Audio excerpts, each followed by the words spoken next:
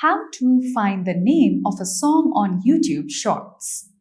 So first of all, open YouTube application. From here, go to the Shorts category.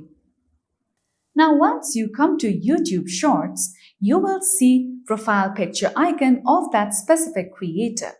You can tap on it and you can tap on preview in order to listen to that song or music. You can see other videos as well that have used the same music to create their YouTube Shorts. You can tap on use this sound as well. Now, in another step, let's go back. Now, once you come here again, you can see a certain text given with a playback icon. Tap on it. Now, you will see the option of original sound. Tap on it. Once you come here, you can tap on the option of preview in order to listen to that specific music. After that, you can tap on use this sound. Now after that, you can see the sound on top.